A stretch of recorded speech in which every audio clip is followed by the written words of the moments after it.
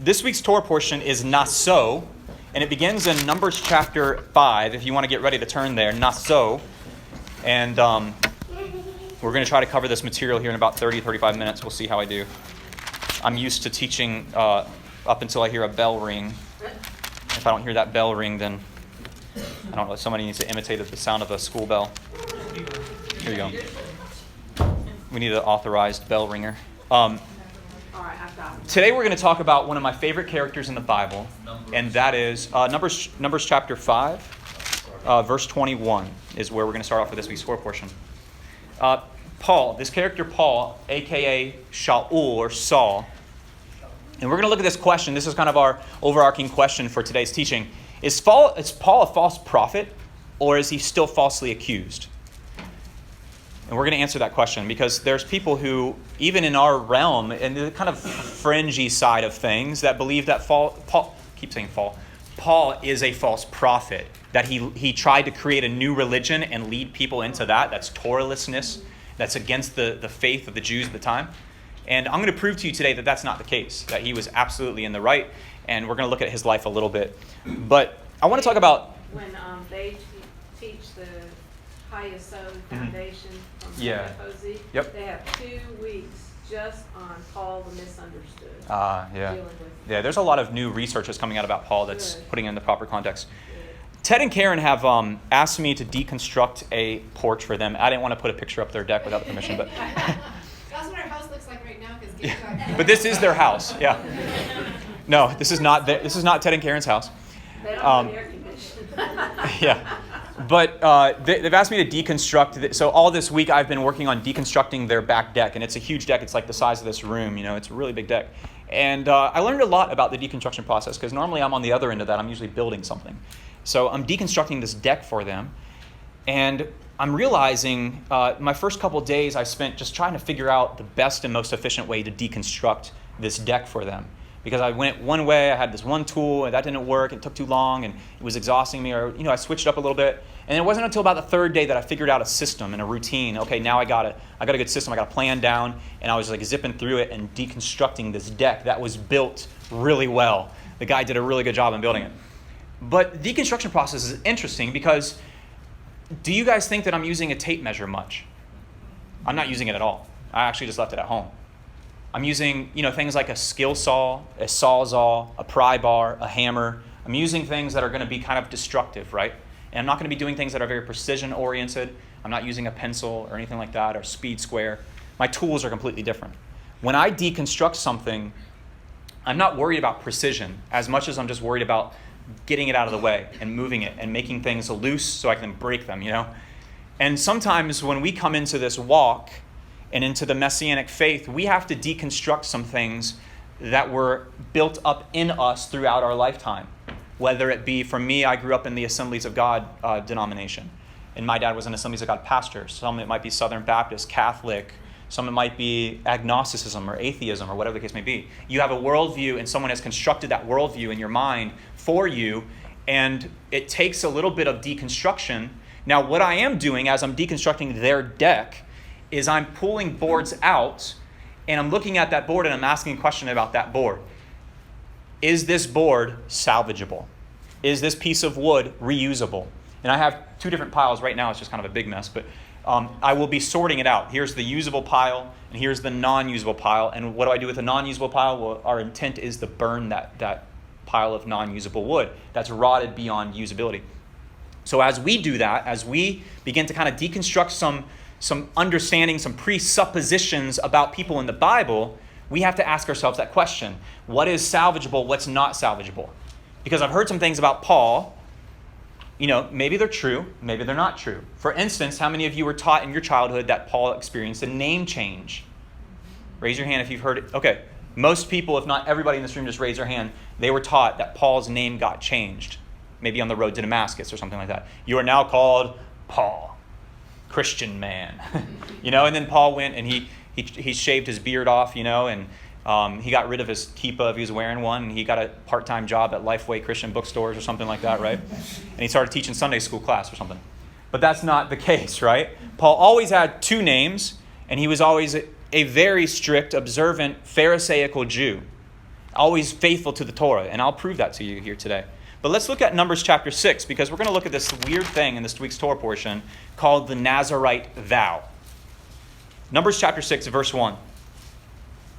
Adonai said to Moshe, tell the people of Israel, when either a man or a woman makes a special kind of a vow, the vow of a Nazir, consecrating himself to Adonai, he is to abstain from wine and any other intoxicating drink or liquor. He's not to drink vinegar from either source. He is not to drink grape juice. He's not to eat grapes or raisins. As long as he remains a Nazir, he is to eat nothing derived from the grapevine, not even the grape skins or the seeds.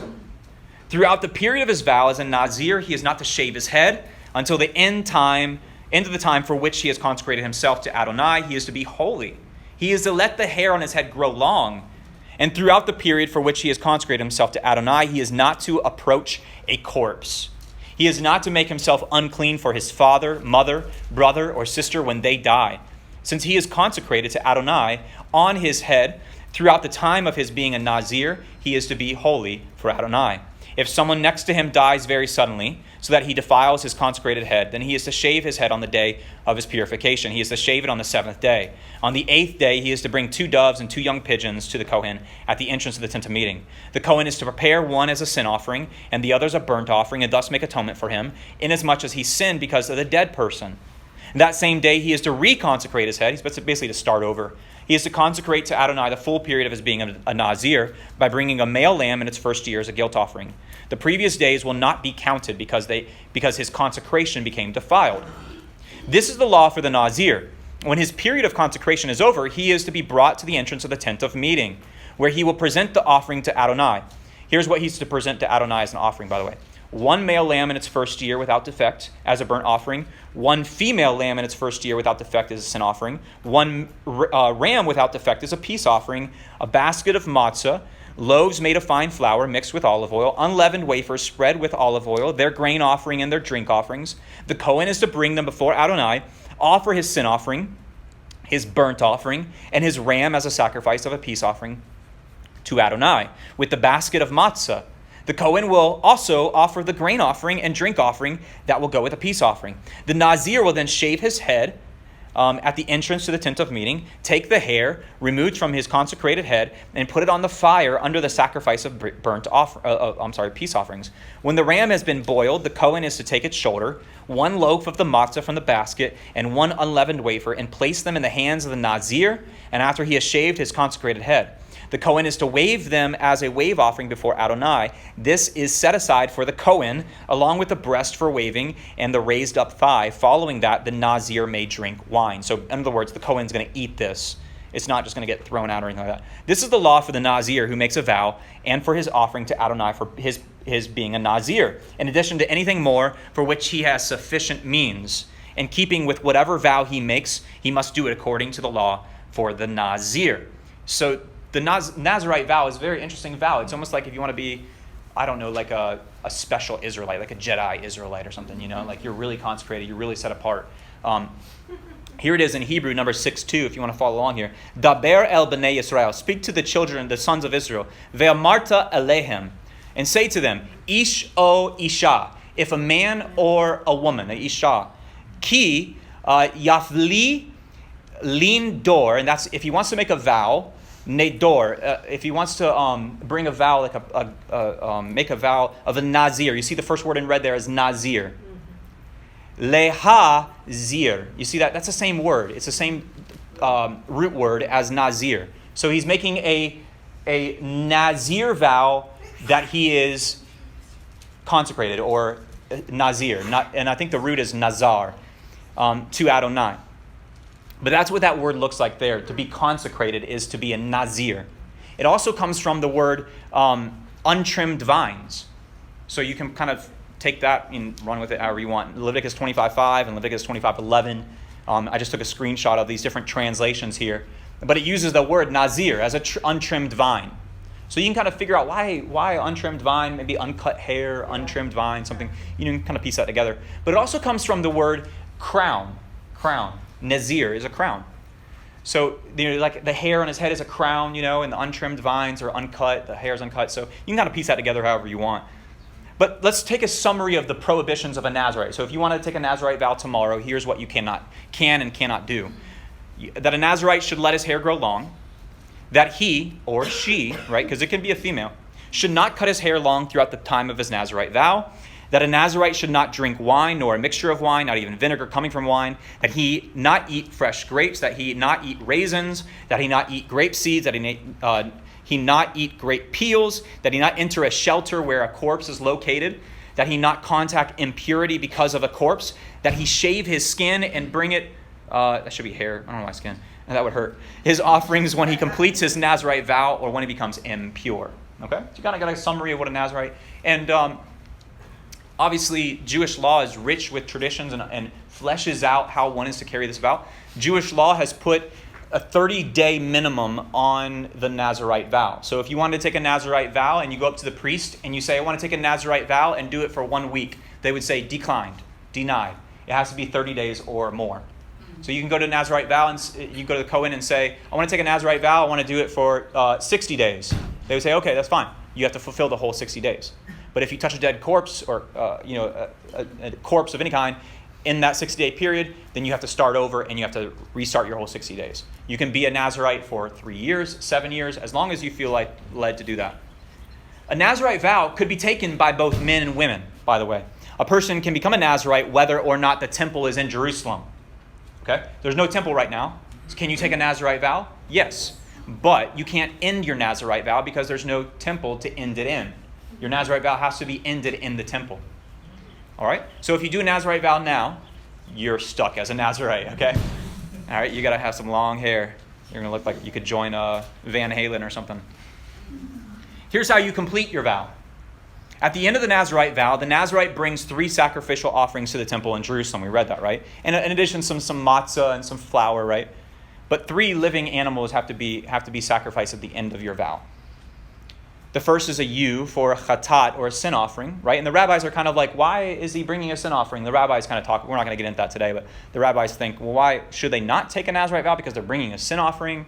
Maybe this is a sinner who's turned and repentant and now wants to be a Nazarite. So there's all kinds of conversations you can find on that. After bringing the sacrificial offerings, the Nazarites would shave their heads in the outer courtyard of the temple. Part of the Nazir's commencement offering is given to the Kohen, and this gift is listed as one of the 24 Kohanic gifts that are given to the Kohanim. All right? This is, whoa, how that? Whoa. Where's Jim? There he is.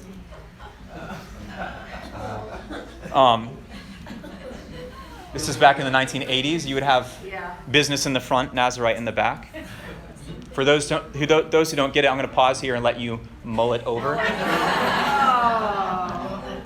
So. Bad. Really bad. Okay, don't worry, because after you're done, I've got a pun that's going to be vicious. Okay, all right. So. We can't wait. Well, remember when she was talking about Rebecca, right? Yeah. Going on the camel? Yeah. Remember when she sees Isaac, what happens? She falls off the camel, right? She's the first one to be slain in the spirit. Uh-oh. So let's ask this question. Now that you know what a Nazarite is and what they can and cannot do, does anyone know or can name some Nazarites that were Nazarites from birth? Samson was one. Yeah. But who said it? Samuel. Samuel said it. Yes, Samuel was one. Any others? Yeah. John. John who? Yochanan. Yeah, John the Baptist. Yeah. Working on the immersion. Anybody else? Ooh. Good. You got who? Who said it? Yeah, somebody's sitting around my dinner table listening. Okay, we're going to talk about Joseph in a second. Lifetime Nazarites. There's 2 main, and you guys got them right off the bat. 2 examples of Nazarites in the Hebrew Bible are Samson, Judges 13, and Samuel. Both were born previously barren mothers and entered into their vows through either their mother's oath, in the case of Hannah, or divine command in the case of Samson, rather than by their own volition. Isn't that interesting? They have those things in common. These vows required Samson and Samuel to live devout lives, yet in return, they received extraordinary supernatural gifts. Samson possessed strength and ability in physical battle against the Philistines, whereas Samuel was given the ability to prophesy. Interesting. He became a prophet. But look at the differences between the 2. Yeah. Samson was led by his passions, right? And he's a very physical man. And you remember, like he's a Nazarite. And where does he find this honey? He's hungry and he's coming across this dead corpse, right? Unkosher animal. Yeah, and he gets wild honey out of this thing and eats it. No, you shouldn't do that, right? You're a Nazarite. And also he takes this wife, not a kosher wife, right? And he's doing all these things. He's led by his passions as a man, right? But he has this physical strength, very physical guy. But then look at Samuel. It's almost the opposite, Yeah. right? He's not at the forefront. A lot of his life, most of his life, he's kind of just in the background of his life. And he's very passionless. Like Samson has a lot of unbridled passion, whereas Samuel, he's not going to live that down for a long time. Samuel is a man who's kind of more level-headed, and he's not physically oriented. He's spiritually oriented, and he sees into the spiritual realm. And he, many times he says to someone, "If you do this, this will happen to you." Right? And he's wiser. He's given the opportunity to anoint a king. He's given the ability to prophesy. He's given a spiritual gift, spiritual superpower, if you want to call it that. I thought it's interesting to compare the two. Maybe we're supposed to do that. He did have passion one time. Yeah, he did. He hacked the king to death. Yeah. He got triggered. Someone said Joseph, and Sophie said Joseph, and she's right. Joseph was called a Nazir. And if you don't believe me, go to Deuteronomy 33:16. I should have put it up here in the slide. But it calls him a Nazir. Now, what do your translations say in Deuteronomy 33:16? Somebody tell me. Just read it out loud.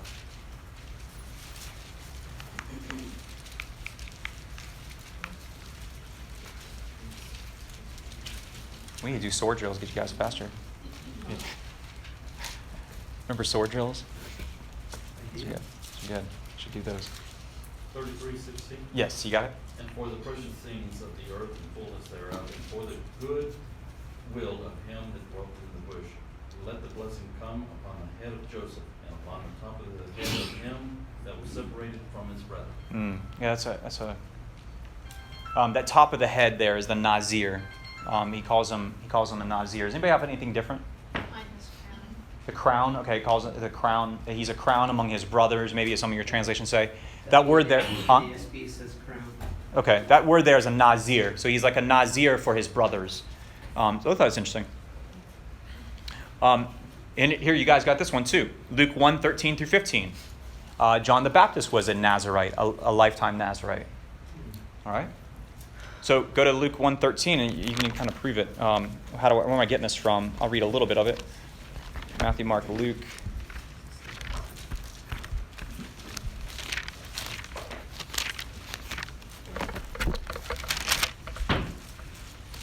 Luke 1:13. Luke 1 is a long chapter, isn't it? But the angel said to him, said to Zechariah, don't be afraid, Zechariah, because your prayer has been heard. Your wife Elisheva will bear you a son, and you are to name him Yochanan. He will be a joy and a delight to you, and many people will rejoice when he is born. For he will be a great in the sight of Adonai. He is to never drink wine or other liquor, and he will be filled with the Ruach HaKodesh from his mother's womb. Interesting.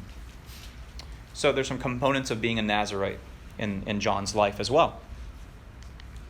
You know that statement right there about rejoicing at his birth, that is almost prophetic because we know later Miriam got the baby in her womb leaping. Yeah. And and he isn't even born yet either. And just the fact that he's there. That's a good point. I'm going to submit to you today that our friend Paul took a Nazirite vow as well.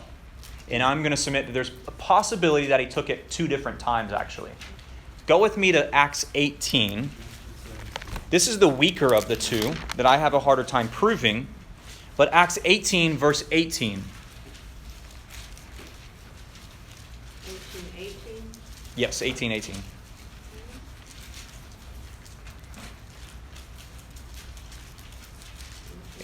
It says, Shaul remained for some time. Then he said goodbye to the brothers and sailed off to Syria. And after cutting his hair short in Centrea, I hope I'm saying that right, because he had taken a vow, with him were Priscilla and Aquila. So why did he cut his hair? And what's this vow? The only thing you connect maybe is a Nazirite vow that would require him to cut his hair. But what's the problem with this though? He's not at the temple. He's not ending it in the proper place. So that's a little bit problematic. We can't really prove that he took a Nazirite vow in Acts 18 because he's ending it seemingly in the wrong place. But if we go to another chapter, Acts chapter 21, I have better proof.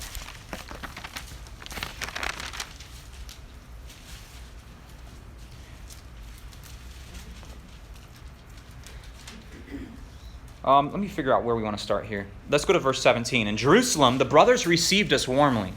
The next day, Saul and the rest of us went into James, or Yaakov. Now, James here is the leader of the sect known as the Way. He is the main dude. He's the head honcho at this point, okay? And all the elders were present. After greeting them, Shaul, Paul, described in detail each of the things God had done among the Gentiles through his efforts. On hearing it, they praised God because they said to him, "You see, brother, how many tens of thousands of believers there are among the Jews, and they are all realizing that Jesus nailed the law to the cross." No, they're all zealots for the Torah. Whoa, wait a second. And they're praising God for that. Now, that would be a good opportunity if I was Paul. I'd be like, wait a second. Okay, wait. Don't you realize that all that's going back to bondage? That's going back into legalism. You're abandoning the grace of Messiah. Does he do that? Now, what they have been told about you is that you are teaching, now this is James talking to Paul, that you are teaching all the Jews living among the Gentiles to apostatize from Moshe, or from the Torah, telling them not to have Brit Milah, or circumcision, for their sons, and to not follow the traditions. Uh-oh, I said the T word.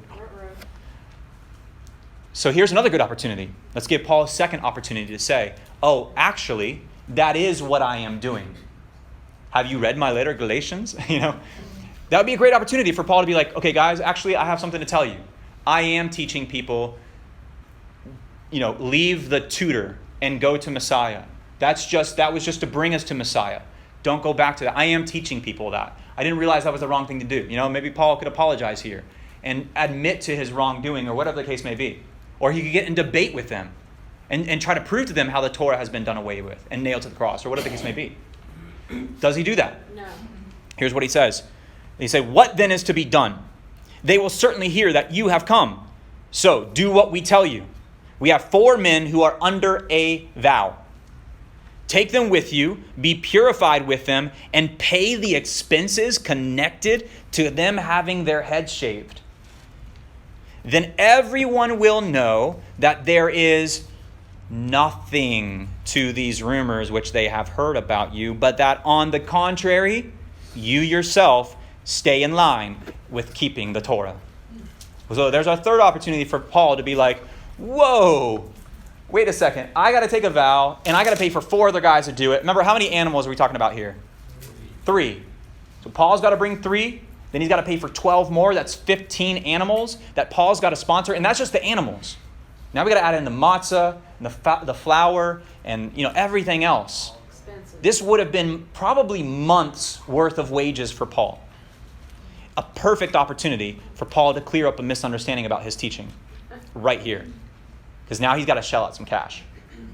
So if I were Paul and I was, teaching Galatians or writing Galatians and intending Galatians to be understood how majority of Christianity understands the book of Galatians, I would say, actually, hold on a second.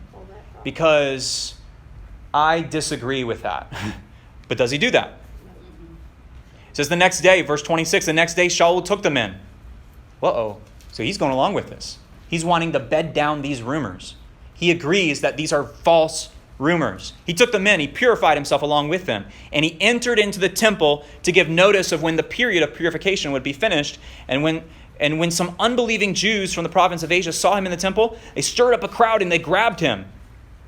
They said, "Men of Israel, help," they shouted. "This is the man who goes everywhere teaching everyone the things against the people, against the Torah, and against this place." Is that true? No. Those are false accusations, right? All of them. And now he's even brought some Gentiles into the temple and defiled this place. Is that true? No. No, because they had previously seen Trophimus, the Ephesian, in the city with him and assumed that Shaul had brought him into the temple. And the whole city was in an uproar. So we see Paul here agreeing to take a Nazirite vow, but also paying for and sponsoring 4 other guys to do it. Interesting. So let's ask this question. This is like I said, this is Solomon's colonnade last week. And these other 4 men were Jewish. Yeah, absolutely. So that was unfounded. Yeah, you had to be a Jew to take the Nazirite vow. Right. Gentiles So could not that take was that. unfounded what they were Exactly. doing. So all of them are false accusations. Okay. But this is the temple here, and so this is the Antonia Fortress where the Roman legion, I guess, would have been stationed. Right here, Antonia Fortress. And at one point, that's where Yeshua was. Yeah. So the crowd's going to get stirred up. Paul's going to get grabbed by the Roman soldiers there overseeing, because they sit up here and they watch everything that's going on right here. Because if a riot's going to break out, if a revolution's going to start, if a rebellion's going to start, it's going to be somewhere in this 36-acre plateau called the Temple Mount. Okay, so they're up here and they're watching everything that's going on, and they see this riot begin. And so what do? They sweep in, they grab Paul, and they yank him out, and they grab him. They take him to the Antonia Fortress, and it's there. They're like, "What is going on? Why are these people trying to kill you? Who are you?" And they begin to question him, and then he explains and he makes his defense there. But before he does, he even turns around on the steps of the Antonia Fortress, maybe here or something, and he begins to make his defense there on the steps of the Antonia Fortress.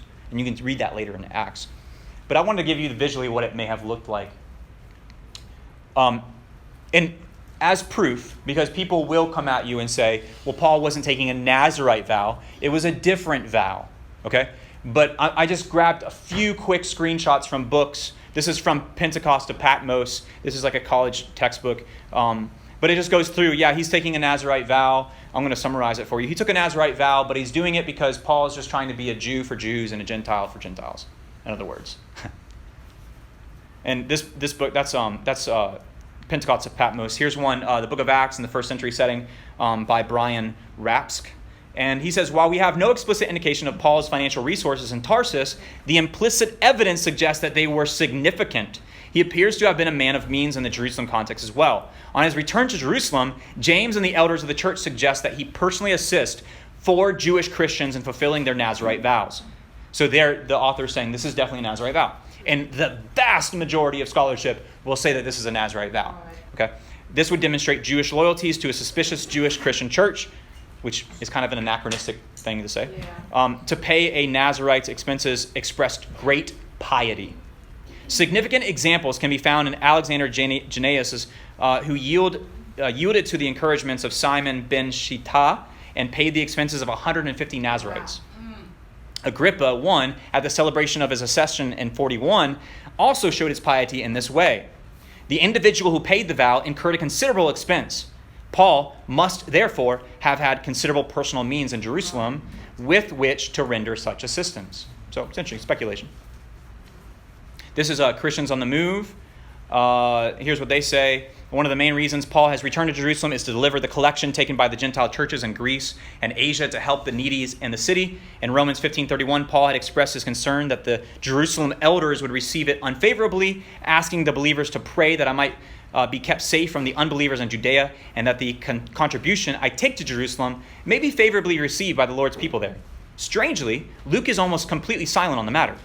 Whatever the elders' feelings on the collection, they greet Paul warmly when he arrives, and they praise God when they hear the report about his work among the Gentiles. But then, almost immediately, they make a request of him.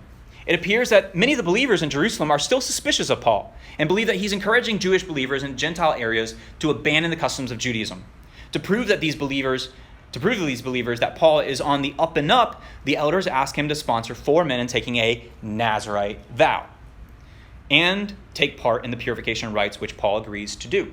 Okay? So there's gobs and gobs of historians and theologians that agree that this is a Nazirite vow. It's also believed that he did come from a very wealthy family because when he lays out his credentials later, in order for him to have had that level of scholarship, that was privately paid for. Yeah, it's very possible. And so for him to have sat under Gamaliel and some of these other greats, the only way he could have done that was to have had a very wealthy Had some family resources, that could yeah. afford to pay for that.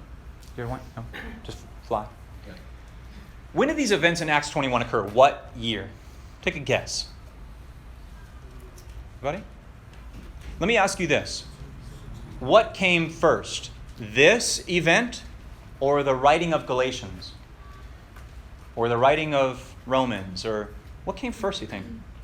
Because here's the thing. Maybe if we could prove that this came first in Acts 21 and he goes up to take Nazarite vow, if we could prove that that came first, then maybe we can say, okay, maybe his theology was evolving a little bit. And maybe by the time he wrote Galatians much, much later, maybe he was kind of over all that Jewish stuff and was the Lifeway Christian bookstore employee, and was the good Christian Sunday school teacher, right? Can we do that? No. Why not? Let me ask you this question before I answer that question. What is the most commonly considered to be Paul's most anti-Torah epistle? Definitely Galatians, right? Galatians. When was it written? A majority of scholars agree that it was written between the late 40s and the early 50s. So we got a window of about 8 to 10 years maybe in there. Late 40s to early 50s. Maybe more like 5 to 6 years that Paul wrote the book of Galatians. And the temple was still standing. Exactly. Yeah, absolutely. So, when did the Acts 21 take place? When did Paul take a Nazarite vow? He didn't take it till 59, possibly 60 AD. So we're looking at 10, even as far as 20 years after his writing of the book of Galatians, does he take a Nazarite vow? And it's confusing sometimes because we see the book of Acts in our Bibles, and then Galatians comes much later in our Bibles, right? So we think that's chronological, is how it's laid out in our Bibles. That's not true. Because, let me show you a graph here in a second. So how many animals would be offered by Paul and these 4 other guys? We established how many? 15 by the 4, 3 by Paul. So he'd be paying for 15 animals to be sacrificed. How much money would this cost Paul? Probably, in today's standards, in today's currency, thousands of dollars, if I had to guess. Does he say yes or no? Yes. Yes, I'll do it. Here's a good chart. I like this chart. It shows the timeline of the books in the New Testament when they were written. We got the book of Acts. And the book of Acts is more of a history book within which is inserted all these epistles by Paul. So all these epistles are happening within the book of Acts. Okay? And it's important that we think about the book of Acts that way. That it wasn't Acts all happened and then Paul writes letters. But rather Acts is happening in the midst of that Paul is writing letters. Does that make sense? Yeah. So Galatians actually is the very first epistle written right here in the late 40s, early 50s. And then the events of Acts 21 are going to happen here like 10, 15, 20 years later, right?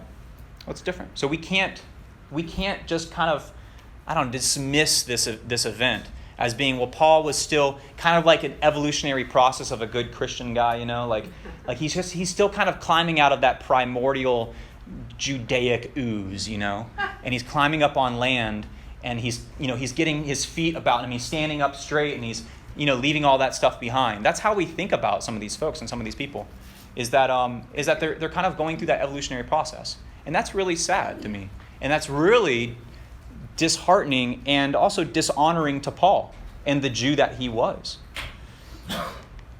We have 3 options now, okay?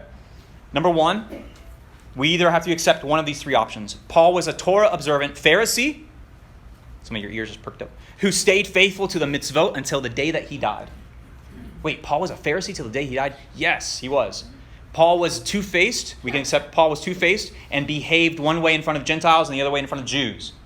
Or number 3, we're just misunderstanding a lot of Paul's letters. What do Paul's contemporaries say about Paul?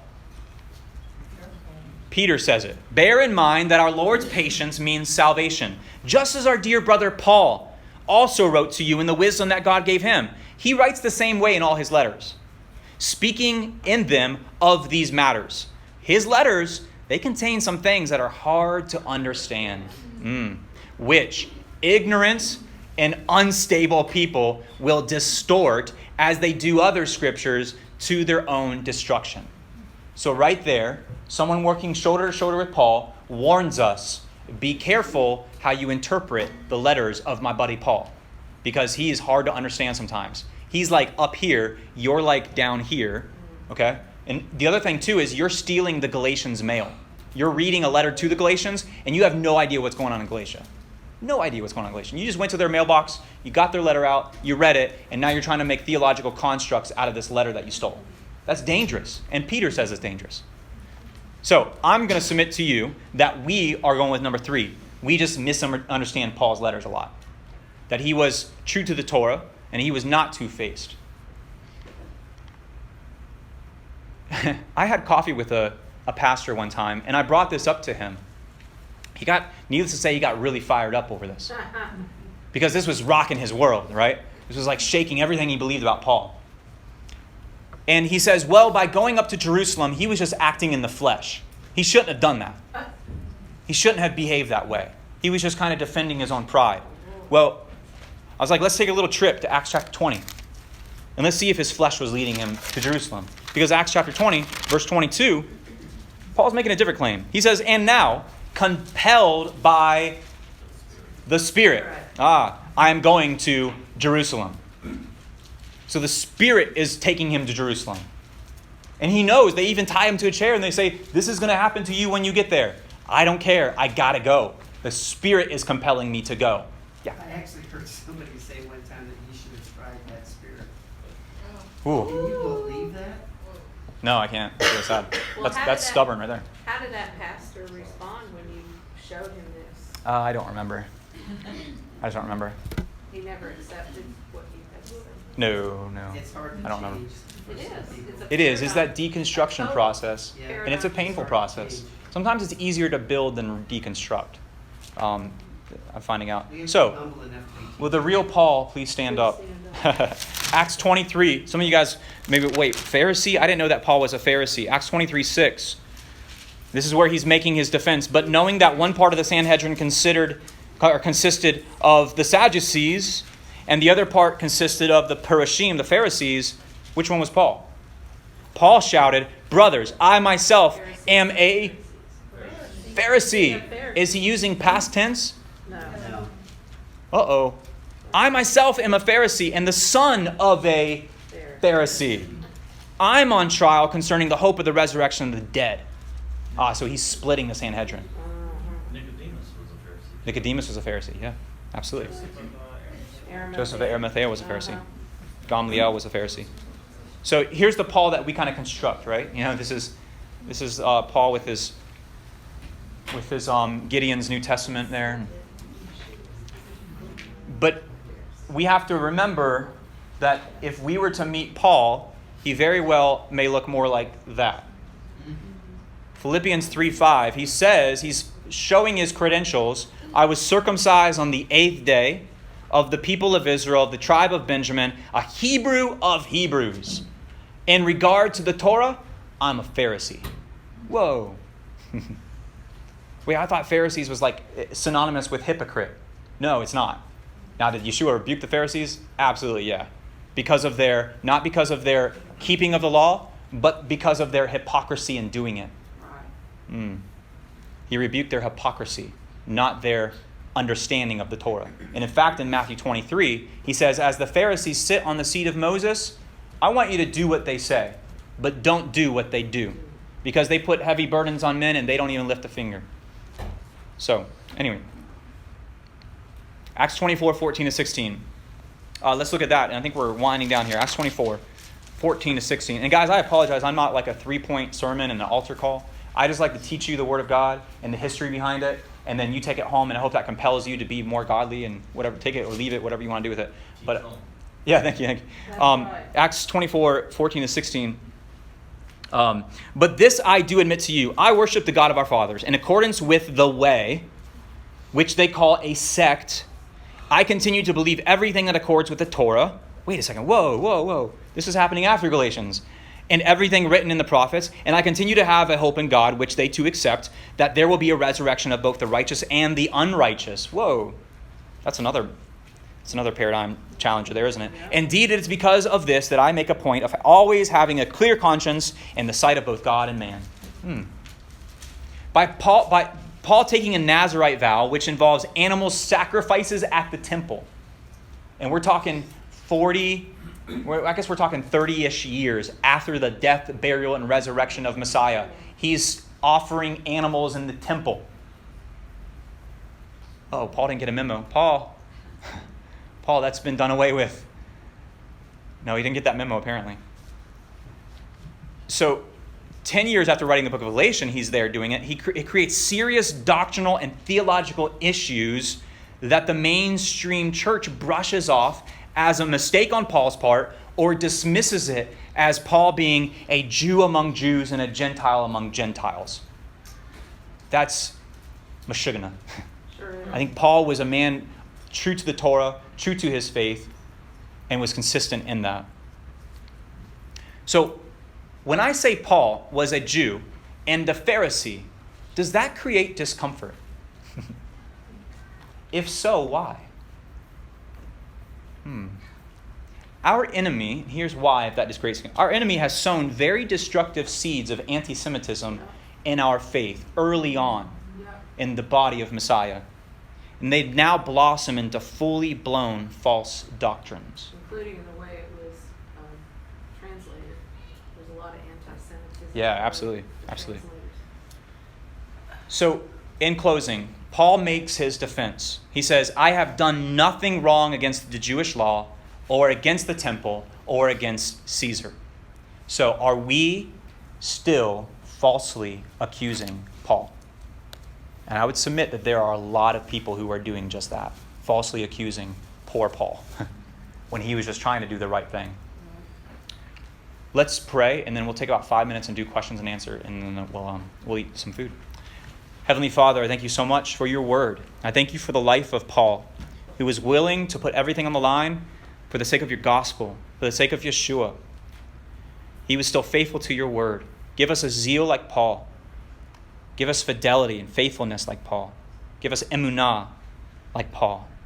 We're willing to put everything on the line, no matter what the cost, that we would be found standing faithful on your word. B'Shem Yeshua. Amen. So, questions, comments, 5 minutes, anything? I think Yeah, the Tanya? temple- oh, go ahead. You had to raise your hand, okay? Yeah. You're good. I had both, but they were just down here. I'm looking for hand raisers. Okay. Go ahead, Tanya. I just have a quick thing. It's your teaching today. Is it recorded if somebody wanted to hear it? Yes, I record them all and put them on the podcast page. So there are people who... Is that on Facebook or is that on YouTube or what? It's on iTunes. So if you have an iPhone, you go into the podcast app on your phone and you subscribe to Dothan Messianic Fellowship. But you can also get it on a website called podbean.com. And we post it to Facebook. We also email it out every week. Joanne emails it out in the weekly email, and there will be a link in there to the weekly teaching. Okay, great, thanks. Yeah, and it's obviously you can download it and do whatever you want with it. You can edit my voice to say different things. Yeah. Isn't Pro Tools one? Yeah. Can we make memes Yeah. go with it? Huh? Can we make memes go with it? Yeah, you can. Any other questions? Jim? I think the temple destruction is the big issue. And I think Yeah. that's where people go awry. Yeah. Because they say, oh yeah, Paul was being Thank you. observant because of the temple. But then after the temple, things change. At least that's what they want to say. So the real question is, what happens to the apostles after the temple? Do we see them still being observant after that time? And I think that's where we can bring a lot of clarity to things. Yeah. Because the real misunderstanding is when the temple goes down, then what? Yeah. Right? And that's Yep. where I think We lot lost a of lot when we lost the temple. Yes, we did. And we are a temple-based faith. Yeah, and I think that's where the kind of the divide or the demarcation between how they lived in the first Yeah. century as followers of the way and being observant, and then, oh, no temple, we don't need it anymore. and Yeah, all this let's other start a thing. new religion. Exactly. And Yeah. I think that's where the big issue lies. Well, here's the thing Wouldn't is... you say that? Wouldn't you agree with that? Yeah, absolutely. We think about animal sacrifices as like bloody, gory, like carcasses being thrown all over the place and blood everywhere. But you think about it, first of all, it wasn't the case. But an animal is going to die. What are the options for an animal to die? How can an animal die? Predators.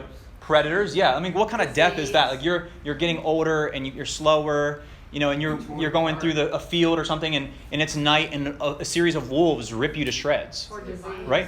It's a violent death, isn't it? Or disease. Or disease, yeah, and you slowly starve or thirst to death as an animal. Or lack of food. Or someone comes along and hunts you down and kills you, right? Or With like an arrow or a club or something like lack that. of food and water. So, but look at all these ways that an animal can die compared to the temple. You go in there, and a priest takes a very sharp object and slits that animal's throat before it can even feel any pain. It goes unconscious. And then it's offered to the Most High God. I mean, think in terms of options. If I was a lamb, I'd say, okay, wait. I'd weigh this out, ripped to shreds by a wolf, hunted down and hit with a club or a rock or an arrow, or my throat slit and I've offered to the God of the universe. I'm going to go with that one, and then these priests are going to feed themselves. I would go with that option. But if you think about it, it's like the temple is so barbaric and all this stuff. But I don't know. It's not that barbaric. But did I see a hand up? I was going to say, I think Revelation 12:10 answers the question about observance post. Okay. Revelation 12:10. Yeah, continue. Okay. They come to bear the testimony of Yeshua. Okay. Not only that, Yeah. there's such a big protocol about keeping it clean. Yeah. Clean up as soon as the offering was made and all that. Yeah. Very sanitary environment. Yeah. Yes. My comment was, or just was gonna make sure that I was correct in my understanding. When Paul had his head shaved away from the temple, he had 30 days to present the hair, because it would actually go under the altar for the burnt offering. From my understanding, you needed to shave your head there in the temple precinct itself. Yeah, or else it wasn't a viable ending. And the Nazirite vow by default was going to be 30 days long at a minimum. So I don't know. He may have taken it and may have put it in a little Ziploc bag and then taken it to Jerusalem. I just don't know. But some people will say that that's a Nazirite vow. But I'm just being honest and saying I can't really prove that he was doing He's that. vacuum bags. Yeah, He was yeah. more up to date. Vacuum Yeah. sealed, Yeah. I had just heard that as an explanation. Yeah, that's possible. Yeah, it's a very possible explanation. Yeah, thank you.